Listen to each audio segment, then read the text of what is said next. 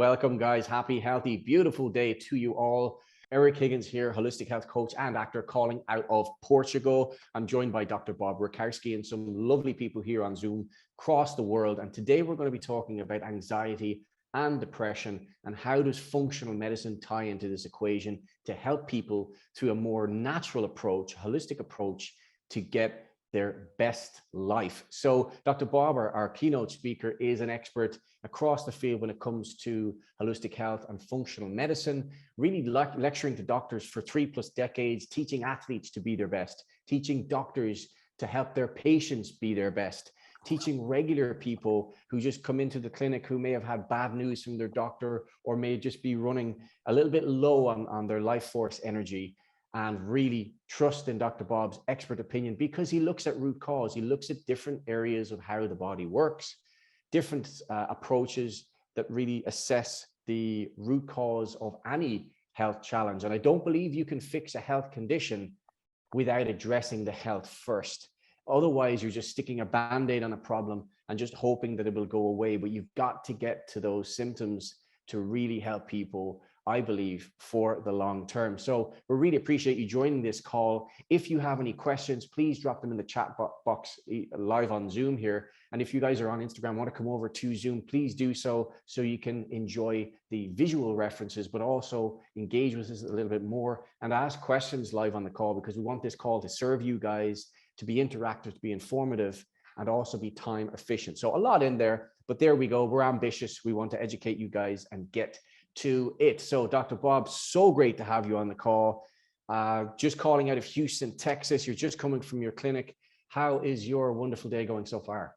Epic. You know, today we're going to talk about the brain, which is certainly important. And, you know, I see the whole gamut of it already this morning. People that are depressed, people that are losing hope, people that are anxious. And you know what? We shared information that every one of them left better than when they arrived. You know, people need to know that there's a real solution and there's a real cause. And I think more and more people are waking up to that. You know, the pharmaceutical model, it has value, but people, I think over these last couple of years are questioning it, and rightfully so. You know, we have God's pharmacy, we have man's pharmacy.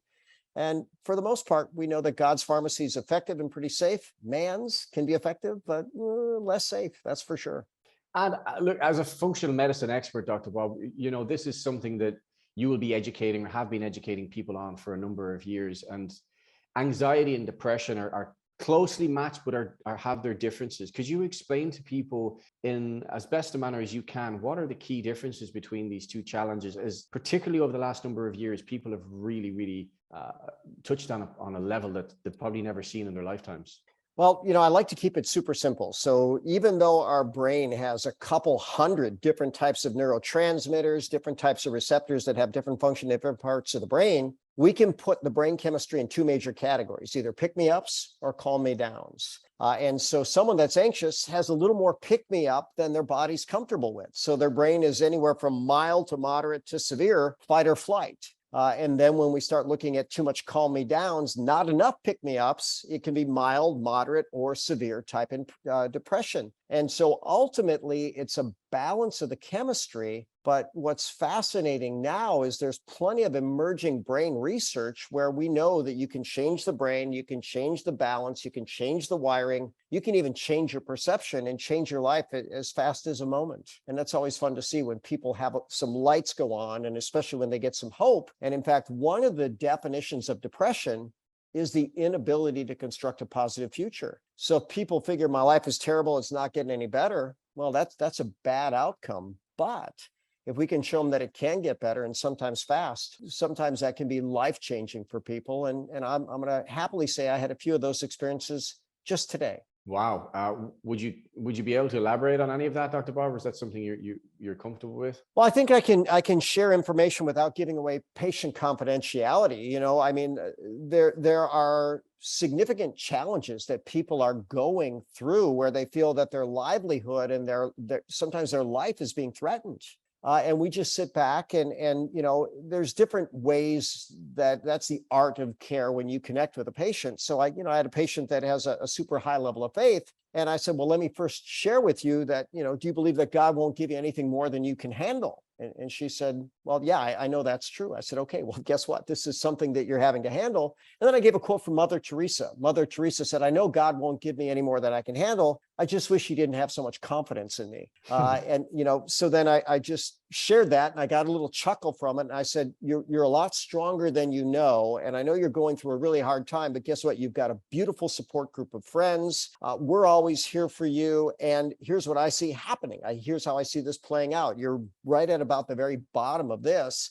It couldn't possibly get much worse. And guess what? After it bottoms out, what does it do? It has to get better, and it will. And she got that. So that's about all I'm going to say about that one. But someone that was in a really bad state and has been for a period of time, and just working together over this last year where life has thrown her more challenge than she ever anticipated she could have, but always being there and just pointing out the obvious. You've got good faith, you've got overall good health, you've got a good social support circle, all that matters. You're just going through about as bad a time as anybody could right now, but I know you can handle it. Nice. I appreciate you being your best self and being able to help that individual, because it will be one person at a time oftentimes that you can be that support. And I just want to as you mentioned that, how important is choosing the right environment for people to really stay in a positive place in their lives? What impact do you feel that plays? It's hard to quantify that, but there's plenty of people that will say that environment trumps everything else, trumps willpower. And I listened to a TED talk by a guy named Peter Sage that had such a fantastic example. He says, look, if you decide that you want to keep your body warm, but you're living in a freezer, he says, I don't care how many layers of clothing you put on, how much you move your body, you're going to be cold. He says, so you want to be in that supportive, nourishing environment. And then there are quotes like, show me your friends and I'll show you your future. There's a biblical proverb that says, hang around with 5 fools, you'll likely be the 6th. And Steve Jobs, one of his last speeches, he said, look, hang out with 5 millionaires, you'll likely be the 6th. Hang out with 5 fit people, you'll likely be the 6th. Hang out with 5 idiots, you'll likely be the 6th. So, and he had a few more in there. But the bottom line is, we do tend to let our environment impact us, and we can impact our environment. And one of my mentors said there's 2 types of people. Those people, when they walk in the room gets brighter, or those people, when they walk in the room gets dimmer. And it's pretty obvious which one of those we want to be. And, when it comes to these challenges of anxiety and depression, there are different levels. And outside of the support group, what do you feel are other triggers that might set people in the wrong direction, that really sends them down a slippery path? Everything counts, first and foremost. So when we start looking, what are the big things? We've talked about the deadly quartet: stress, toxins, malnutrition, physical inactivity.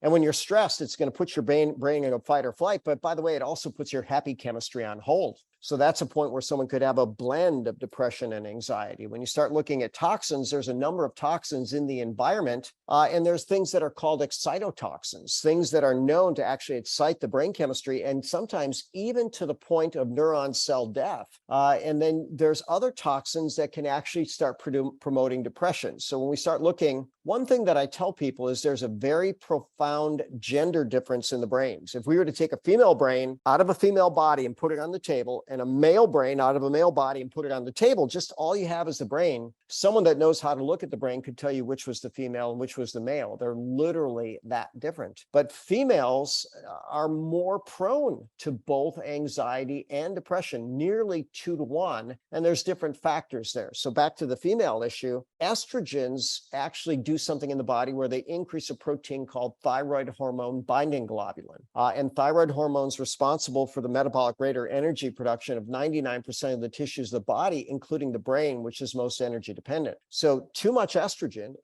toxins like estrogens in plastics, pesticides injected into animals, even metalloestrogens, they can start creating a level of depression by actually increasing thyroid hormone binding globulin and decreasing brain energy efficiency.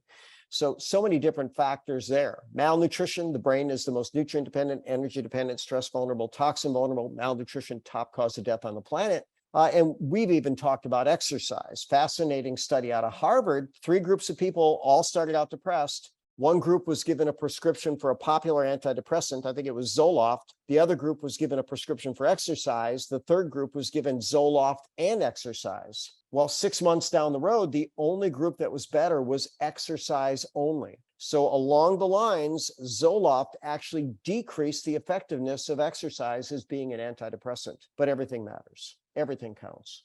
Wow. And I guess anyone who is on a medication long term for a mental challenge like that, it's kind of, it might be a little hard to believe at first, maybe hearing something like that just go and work out and you'll feel better or you'll do better. Where would someone get access to a study like that, Dr. Bob? Is that something people can research themselves on a particular website that you would you know what? trust? Just type in, you could probably do a Google search, Zoloft, exercise, depression, Harvard, and it'd probably come up under those things. In fact, I might just type that in now for the fun of it and see if that brings up the study, but fun stuff. Yeah, I really enjoy anything got to do with movement, and just I think that it's one of the greatest gifts we can give ourselves is movement, and not always intense movement, but some degree of movement to really de-stress and unwind the body. I particularly find myself quite agitated if I don't move in a day. I feel like I've done myself a major disservice. Some days, obviously, we can get that wrong and we can do too much, but I really, really find a huge connection between those two things, that if you just get out and move, and even if it's out for a walk and some fresh air, if you're on the computer for too long, we're in a forward tilted posture, we're hanging off our ligaments a little bit, this all builds in stress and can cause anxiety triggers in people. So really just getting up, standing tall, standing proud with wide feet, going for a good walk, and breathing deeply can make such a massive difference. But I see you have well, I typed, just for the fun of it, Zoloft, exercise, depression, Harvard. It helps that I knew all these things, right? So health.harvard.edu, exercise is an all natural treatment for depression. Click on that. It'll probably show us exactly what we're looking for, even though I have a really slow internet connection. Is it processing that right now? It looks like it is yeah. ever so slowly. Slowly. Part of what you were saying there, Eric, is so powerful about posture. And there's a TED Talk, and the participant or the speaker's name was Amy Cuddy, and she was talking about power postures. And just that thing, what they found out is that when people stood up straight, shoulders down and back, head up, even a little bit upright look, chest expanded, they found out that this actually increased testosterone, which is a feel-good chemical in both men and women, and decreased cortisol, which is kind of a feel-bad chemical. And what a slow connection. So exercise is an all-natural treatment to fight depression. And I don't know if this shows up the exact study, but there's something on it right there which talks about it. And I can even pull up the study out of my my own references, easy enough to find. And that's kind of the magic of what we're seeing now with the ability to actually search if you know what you're searching. And by the way, if you have an idea of what is really a good reference and what's not. The last time I actually searched exercise and depression, over 29,000 PubMed citations on that. Yeah, that's pretty undisputed right there, to get up and move. And just when you mentioned something there about that study in Harvard as well about the posture, I don't know if you guys have seen that documentary, The Social Dilemma. Have you seen that, Dr. Bob? I have not. It's a very good documentary, just looking at the shift in behavior, especially for youngsters with too much usage of social media, and their level of anxiety, depression's gone up way over 30% in the last few years. And of course, the suicide rate in turn has also gone up significantly. So not to say that social media is not good, we're on that now. I think using it in the right way, and don't let it use you. But there's such a problem there as well with people getting sucked in and spending too much time on these devices. There's so much information overloading us and coming at us, so subconsciously we're kind of worn out, and it can become this addictive thing that we're checking these devices all day long, rather than spending time with yourself, quiet time, really focusing inwards and breathing and spending time with your family and getting away from these things. So this is just something I think for you guys to check out as well in your own time, is to check out that documentary. I believe it's on Netflix as well, but it's a real eye-opener and for long-term excessive usage of social media. I'm sure you have a reference there as well, Dr. Yeah, and so I didn't know it by the terminology that you use, but this was published in 2019, Journal of the American Medical Association pediatric version of that. And here's what they said: for every increased hours spent using social media, adolescents showed a 0.64 unit increase in depressive symptoms. So more social media, more depression. And you said something pretty powerful in that whole discourse.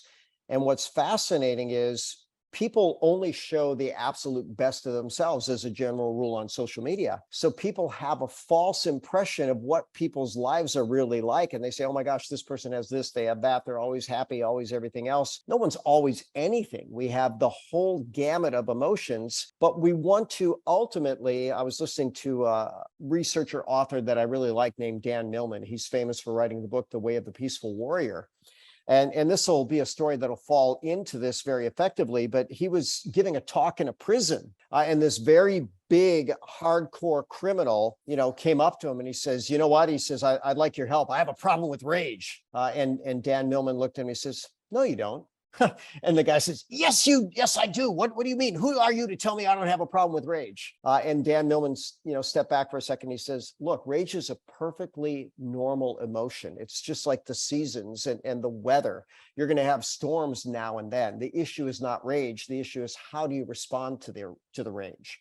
So no matter what gamut of emotions you have, when you take positive action, you actually move things forward in a more positive direction. And even this hardened criminal was able to get a hold of that with just that simple paradigm shift. When he realized he could control his actions regardless of his mood or emotion, he got more in control of everything and experienced less triggers of rage and less intense rage. So how fun if you can take someone that's literally incarcerated for a violent crime because they couldn't get a handle of it and change it with just a simple paradigm shift. Yeah, and that is that respond react kind of coin, isn't it? The flip side of the same coin is, are you able to really be present? And I think it takes discipline, it takes practice, it takes repetition, it takes self-awareness, self-discipline, and knowing yourself. But there are those moments where you're just on the brink of repeating the pattern, habitual pattern of, and then take a breath and then realize, actually, there's a better way to handle myself in this situation. But just on that as well, stress and struggle is such a key part of life, and we need stress and struggle to really draw out of ourselves who we truly are, and the challenges that you mentioned of Mother Teresa being asked of her. But what other strategies, apart from what we've mentioned so far, Dr. Bob, do you recommend for your patients to productively deal with this stress? You said something very powerful in the way you asked that question, and breathe. So how fascinating. I've read now 7 books by Navy SEALs and I think 3 by Jocko Willink, who led the ground forces in Iraq. And he's got a really popular podcast. And he's a real life Hercules. This guy's absolutely amazing. But what he writes in his books is the SEALs, under the most intense firefights that you could imagine, the first thing they're taught to do is breathe. And I created an acronym, BADE, breathe, assess, decide, execute. And he was talking through this. He says, you may be in a firefight where you literally have milliseconds to make a decision, but the protocol is still the same: breathe, assess, decide, execute. And so breathing is going to be absolutely fantastic. But if we look at everything, eat right, drink right, think right, move right, sleep right, poop right, talk right every single day, and you might ask, which category does breathing fall in? Well, how about motion? Because you're moving that diaphragm. That diaphragm stops moving and things stop being anywhere near as efficient. And that's one of the things they found out. When people are under stress, one of the things they do is they stop breathing. They tense. Why? Because they think you're going to take a shot. They want to tighten their core, everything. But if you can just breathe, that has a phenomenal way of relaxing the body, mind, and spirit. And you talk about these sages of wisdom, whether we're talking about the Dalai Lama or these monks, what do? They work on breathing and focusing on their breath. And that's how they hit a higher level of spiritual enlightenment. So without oxygen, we're not going to be around very long. Helps the brain, helps the body, helps the spirit. So good start on all those, but all 7 count. Eat right, drink right, think right, move right, sleep right, poop right, talk right every day. And are there instances where you feel that a medication is useful as a long-term strategy, or wise as a long-term strategy for someone who might have, on the upper scale of a mental challenge? There are certainly going to be extreme cases, and I'm glad you defined it that way. So what I would tell people when I would teach brain chemistry, and I taught a whole series with a neurologist from Cornell all over the world. 2009 was the year. And, if you draw that bell curve, there's going to be, most people are going to fall in the middle of brain chemistry, but there are going to be people on one end where, believe it or not, they have so much happy chemistry, so much excitatory chemistry, we could actually call those people manic. And extreme manics may need long-term medication. We go to the other end of the spectrum, and then we have low levels of feel-good neurotransmitters. These are depressed people, and they may need long-term medication. But what percentage is that? I would estimate that it's less than a few percent on either end. But then you start looking, and when antidepressants became popular, the statistic the year I taught the seminar, and it's probably similar or worse now.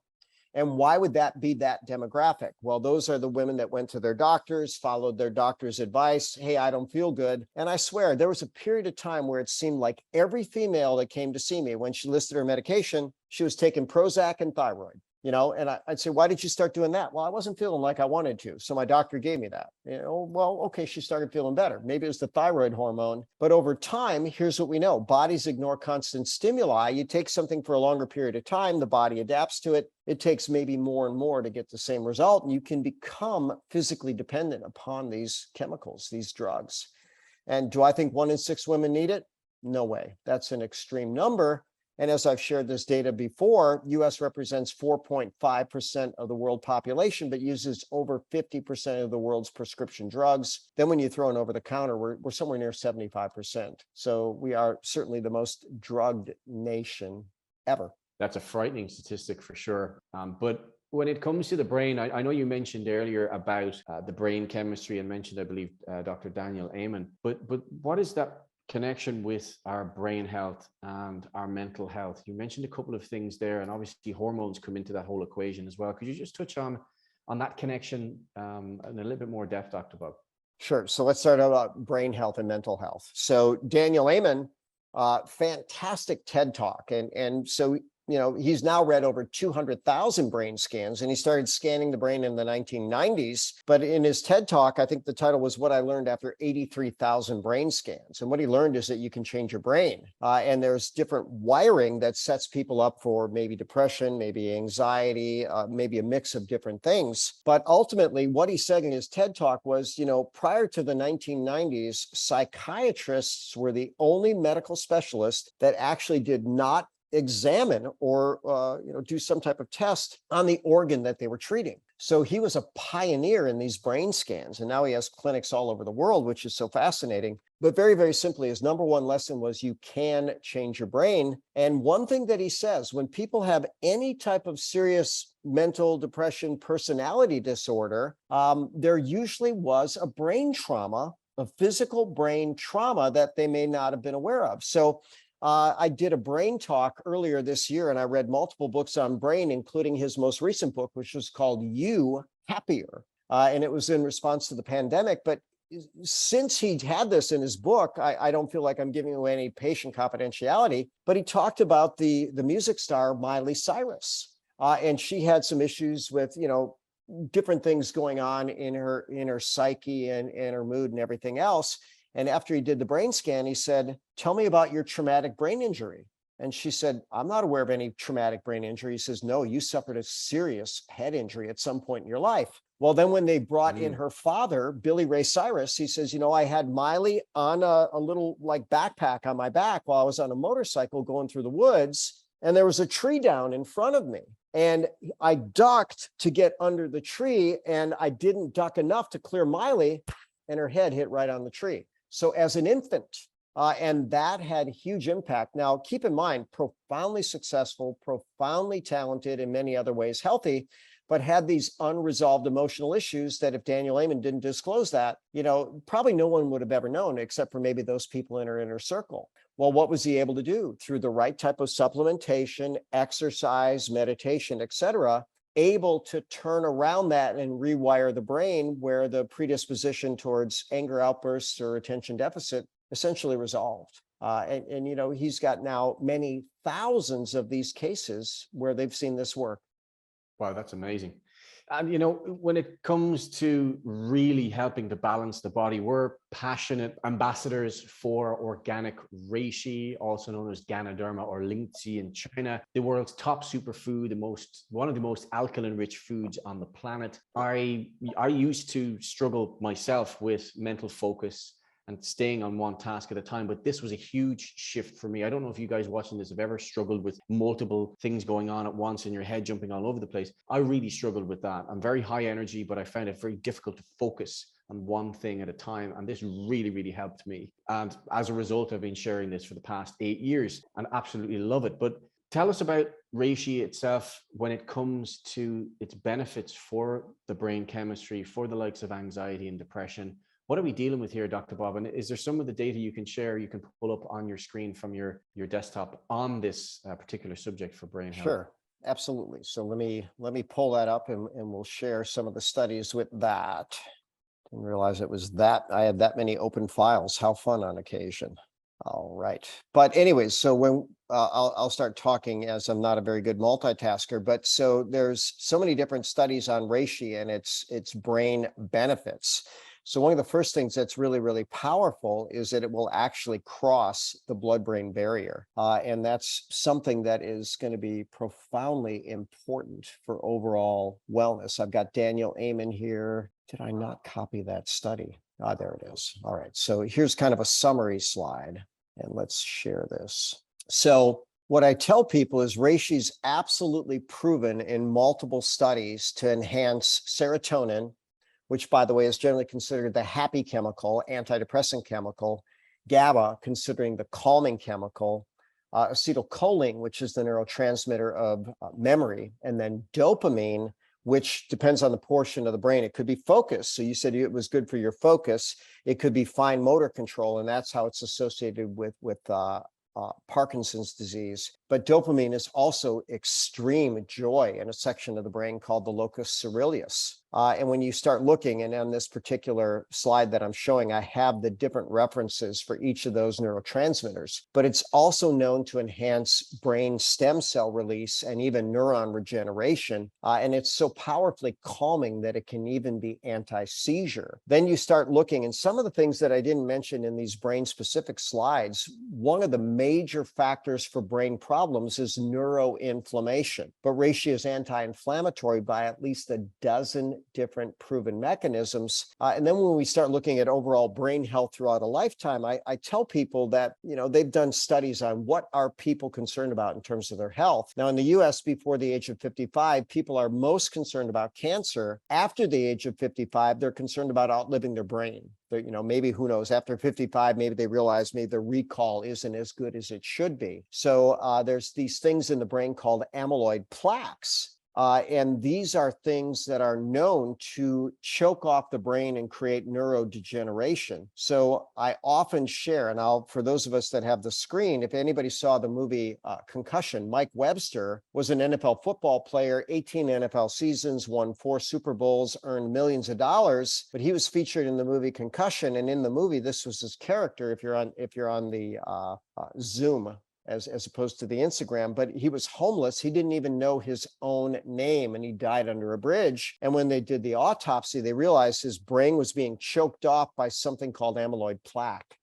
So here was a study where they gave rats a controlled concussion, and one group got support nutrients, Ganoderma and others things, and the other group got nothing. And at 21 days, they actually sacrificed the rats and did autopsies. And you can see about a 95, maybe 98% reduction in amyloid plaque at just 21 days. And I've had patients that have had traumatic brain injury, and you know the videos don't often play well, but you know I've got a full release on this individual, but a very sharp banker named Michael Morris had a traumatic head injury where they life flighted him to a trauma hospital, and they had to take his skull apart. They literally took off sides of each of his skull because there was so much swelling of the brain that if they left the skull intact, the brain would herniate itself through the base of the skull and he would die instantly. So a good advancement in medicine where they took apart the skull and they let it expand outward without crushing itself under the pressure. They called in his teenage sons into the ICU, and the doctors literally told the kids this: say goodbye to your dad. He's not going to live through the night. Well, on my video with Michael Morris, he said, you know what? I felt so much better 21 days later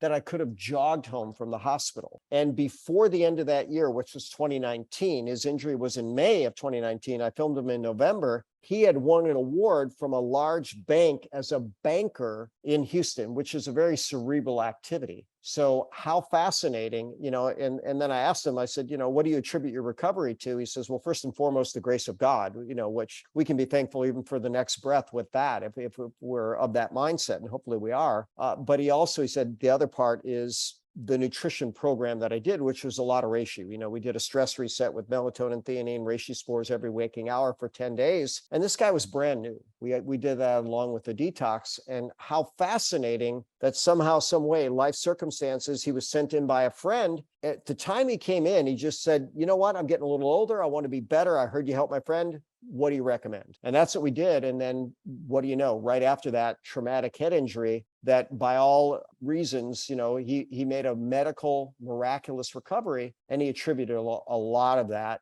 to reishi and other good nutrients. How powerful is that, Dr. Bob? And amazing how the body responds when it gets the right nutrition. And this is what it's all about, is getting the right nutrition into people, let them have their best experience and just heal and get through life in a way that is more pleasing and more powerful and more purposeful and intentional, because this really allows me to be more intentional on purpose and articulate as well. But full disclosure on this, as you mentioned as well, Dr. Bob, we decided to partner with the company Organo because of the reason that they have the most potent form of Reishi Organoderma.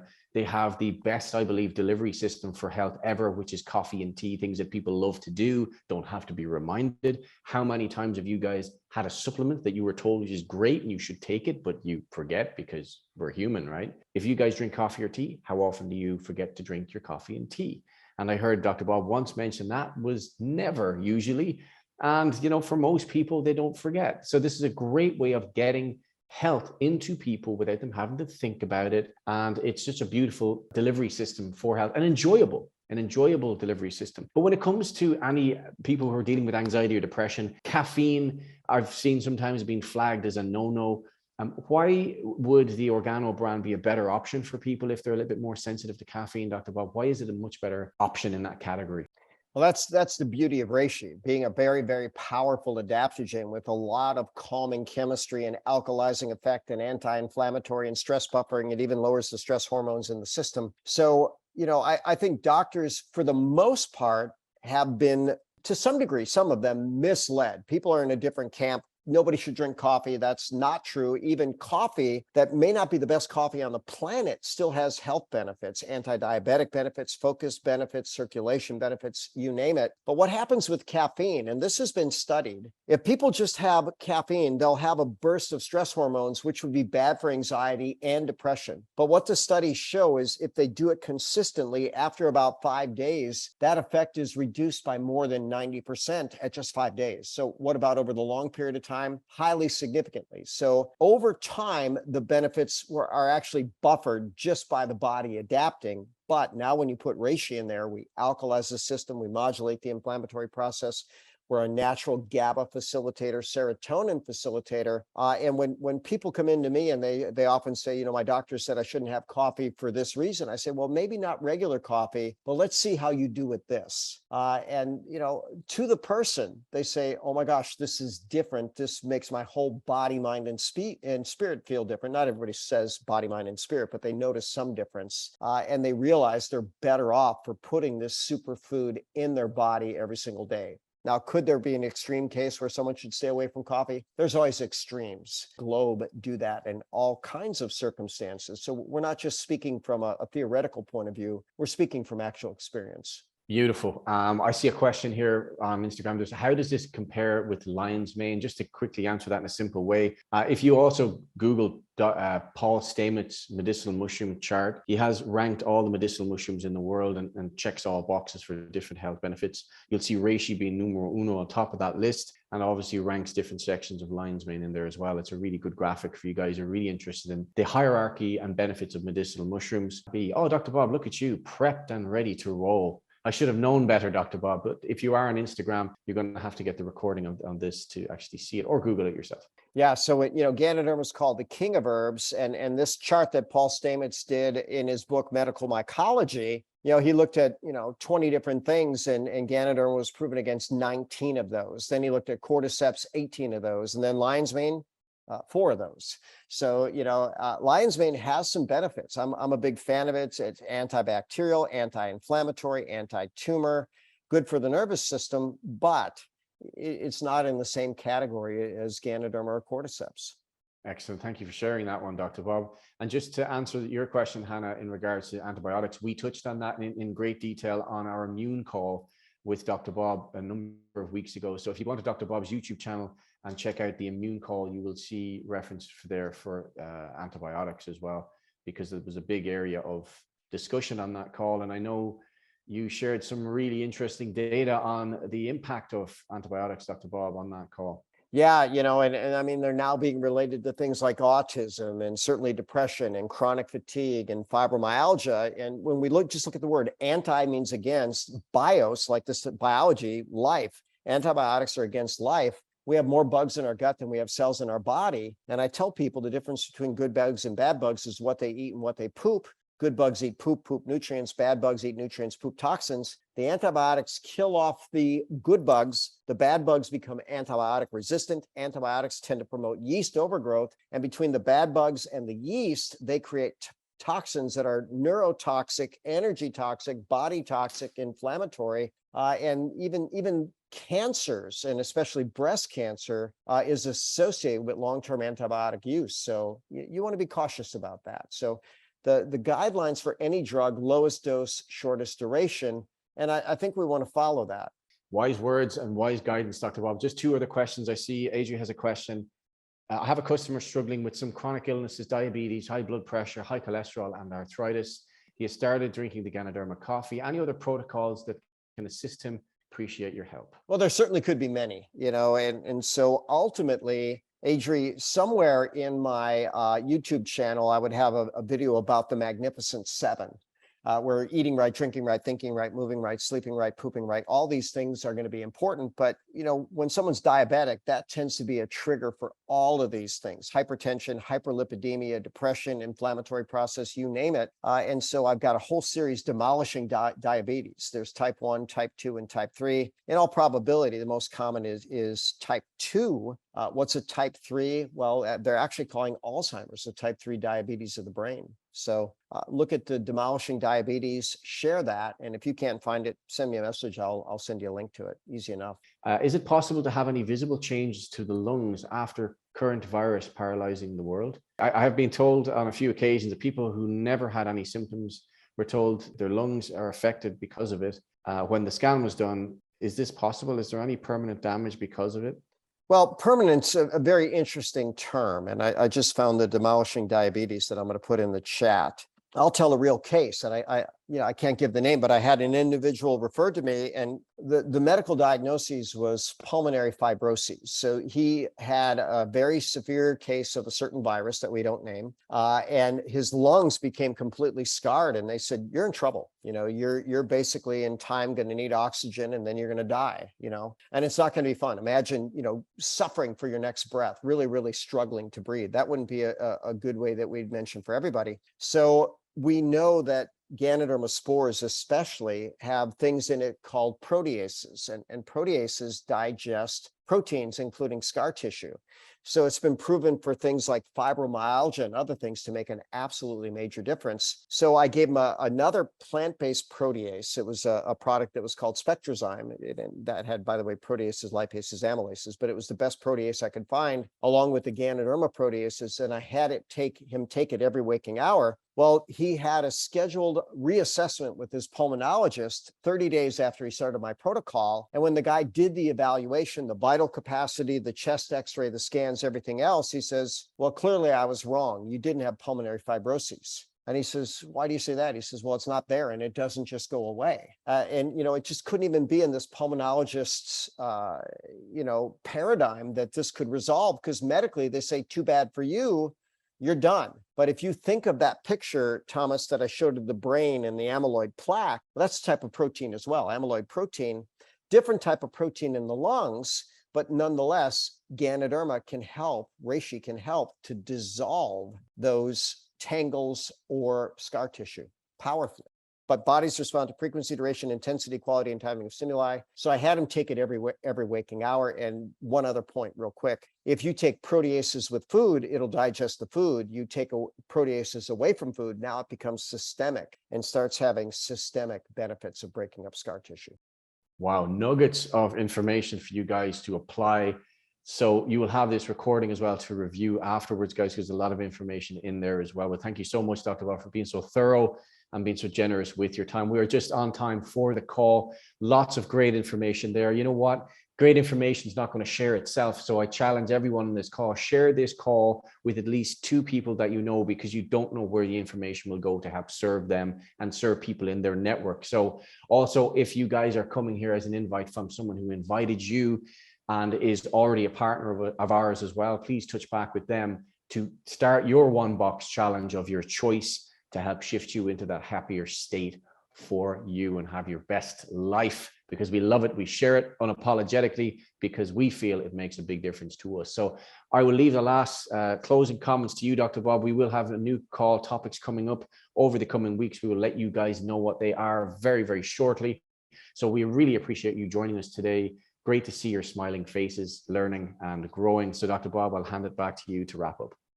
You know, I like to wrap up with 4 questions. I'm a good student of Jim Rohn, who, by the way, is the guy that launched Tony Robbins. And Jim Rohn shared a lot of wisdom with the world, but he would end with 4 questions. So here they are. The first question is why? Why'd you take the time to join us today? There's so many other things you could do. Second question is the answer to the first. Why not? Why not look at rock solid, documented information and strategies to enhance health, happiness, and success? Third question is why not you? Someone's going to say, this makes sense. I'm going to step up my game, eating right, drinking right, thinking right, moving right, sleeping right, pooping right, talking right, and maybe even incorporating what I think is the best delivery system of the top superfood on the planet Earth, that being Reishi infused coffee and tea. And here's the final question. Why not now? The longer you wait to act on information, the least likely you are to act on it. So maybe do a couple squats, couple push-ups, couple sit-ups, who knows what, and get yourself some Reishi coffee. And as always, I'm Dr. Bob Rakowski, absolutely knowing that we can all be happy, healthy, and successful. So good night in that part of the world, and God bless. Good afternoon, and God bless in this part of the world.